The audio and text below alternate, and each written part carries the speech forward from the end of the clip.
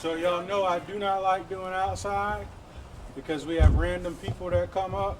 Every person who's come up has said, "You're ready for me." Yeah. All right, we'll be quick.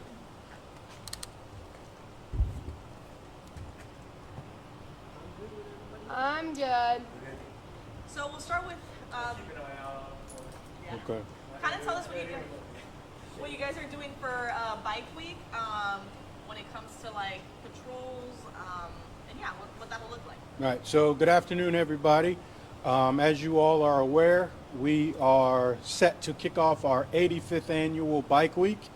As far as the Daytona Beach Police Department, our plan is going to be similar as in years past. We have two primary venues, the main venue being Main Street, and then the other venue being the Mary McLeod Bethune venue. So we are fully staffed for the next 10 days.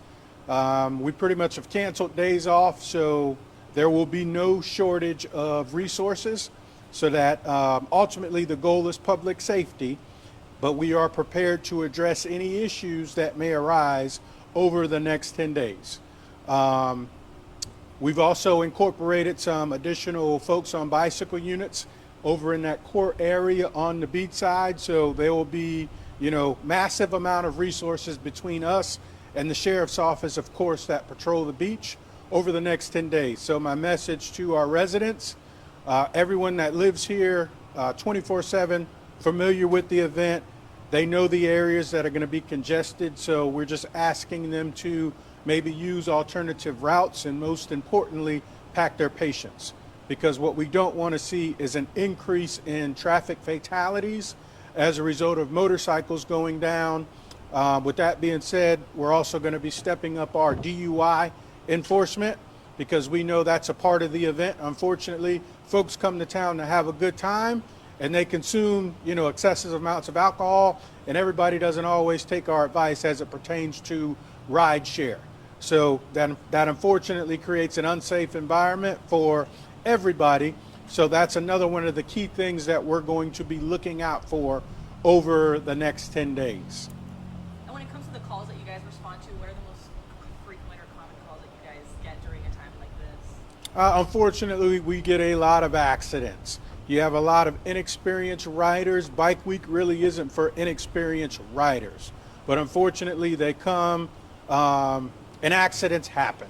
So we encourage everybody to make sure they have their protective equipment, make sure they're wearing helmets, eye protection, and then of course we always tell our folks in vehicles, look twice, save a life, because motorcycles tend to come out of nowhere, at the last second. So we want to do everything in our power to make sure that our messaging is clear as far as how we keep people safe over the next 10 days.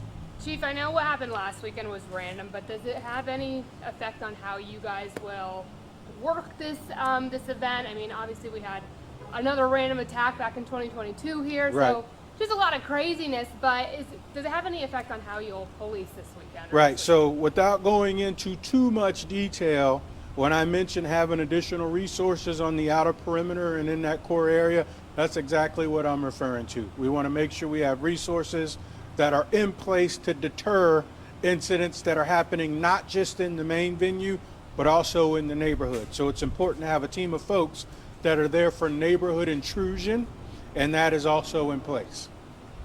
And you guys released some body cam today of the Jermaine Long, the 13-year-old. So I guess anything you want to add or say, especially after the state attorney's office kind of released those additional. I'm just glad that they were able to do that and increase those charges to attempted murder. Do you think it warrants that? I most definitely think it warrants it. I think he should have never been released from prison.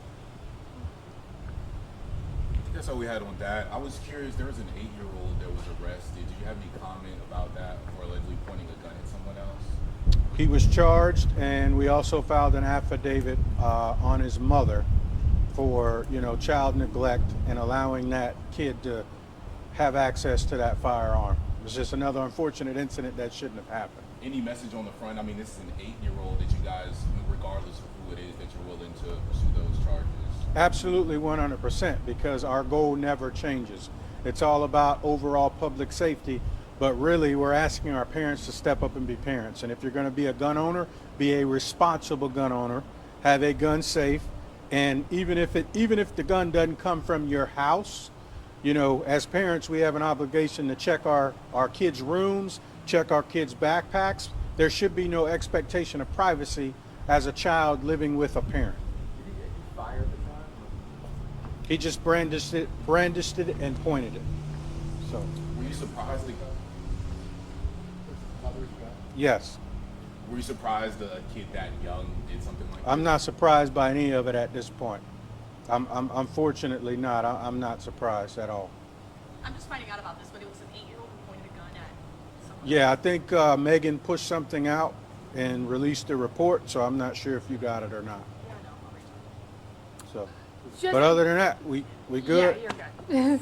Can I ask one more question? Okay. Just going back to the whole craziness with this Jermaine Long, because I know you were gone last week. I talked to Bill Rhodes, and he kind of said, you know, just after the sledgehammer thing, he said, you know, maybe going back and reviewing how that incident happened. Are you guys still looking back at why the officers released him originally? Absolutely. That's still being investigated. Obviously, I wish it would have been handled differently, but there's some factors that aren't being made public at this point in time because we're still looking at everything. Okay.